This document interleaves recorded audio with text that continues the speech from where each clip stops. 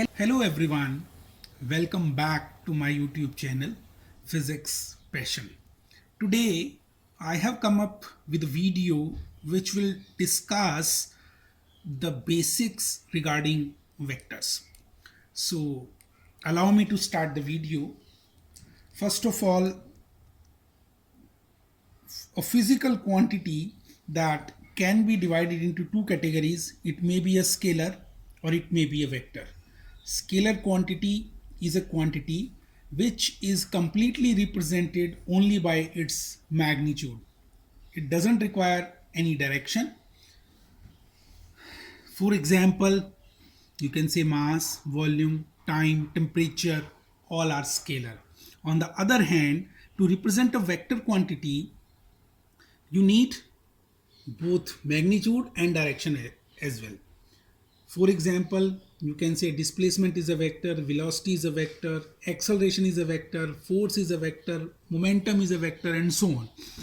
So if a quantity needs or has magnitude only, it will be a scalar, or if the quantity is characterized by magnitude as well as by direction, then we will say it is a vector quantity. So before I go ahead, I will take a couple of minutes to discuss uses of vectors. I have listed these 3 points over here. First one is we can express many laws of physics in a compact form by using vectors. Mean if I use vectors, then laws they can be represented in a compact form. Okay. Second is derivations involving these laws can be greatly simplified using vectors. Derivations of different laws, they become very simple if we use the vectors. And the third point, final point, is the laws of physics when expressed in vector form remains invariant for translation and rotation of the coordinate system. Mean if your coordinate system is translated or rotated and you have represented or expressed the laws in vector form, then those laws will remain invariant, mean they will remain same even if the coordinate system is rotated or translated. So this is a beauty of the use of vectors. So next is how to represent a vector. Generally, a vector by rule is represented by a capital letter with an arrow on its top. For example, if I write vector A, I will write capital A with an arrow on its top. Vector A. This is the vector sign. This arrow is the vector sign. If I want to write the magnitude of vector A, as I have earlier said, vector is characterized by direction and magnitude. So the magnitude of vector A, it is written as, we call it as mod of A or simply A. So this magnitude or mod of A, that will be a scalar quantity. Fine.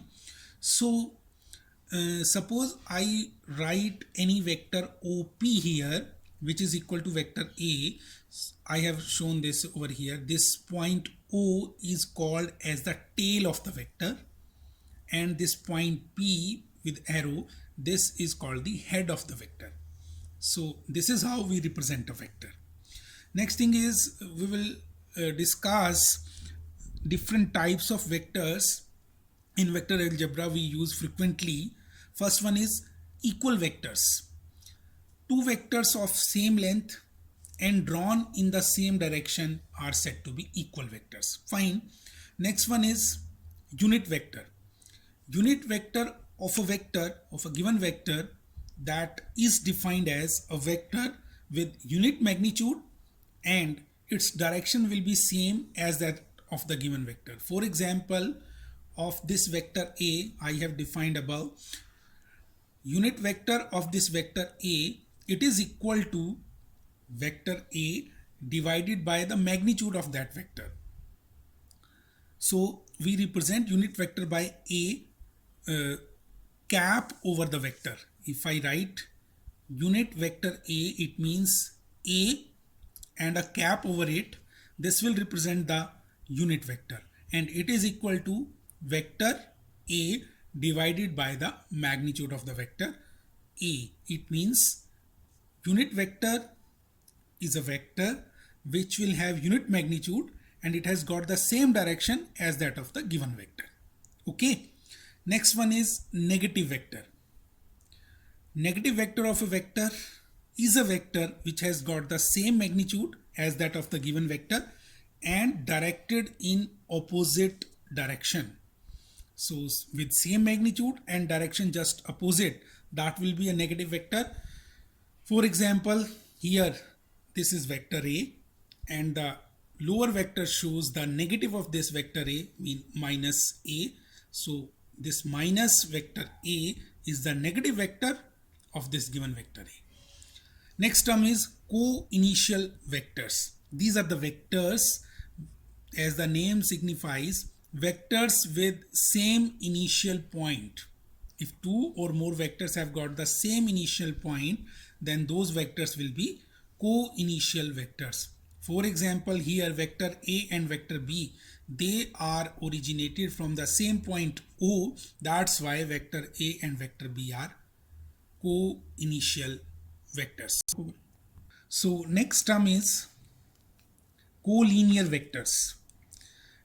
Two vectors having equal or unequal magnitude and which act along same line like vector A and vector B, they can be of same or different magnitude, but they are acting along the same direction, they are collinear. Other two vectors which are parallel and moving in the same direction, pointing out in the same direction, they are also collinear. Parallel lines in same direction. If we have two parallel vectors acting in the same direction, they will be collinear vectors. Other case can be vectors are acting along the parallel lines, but they are opposite in direction, still they are collinear. So collinear vectors are two vectors having equal or unequal magnitudes and they may act along the same direction. They may be parallel lines in the same direction, parallel vectors in the same direction, or they may be parallel vectors of equal or unequal magnitude in the opposite direction. Still they are collinear. So I hope you will find this video informative and useful. That's all for today. I will come up with some other topic in the forthcoming lectures. Thank you very much. Thank you.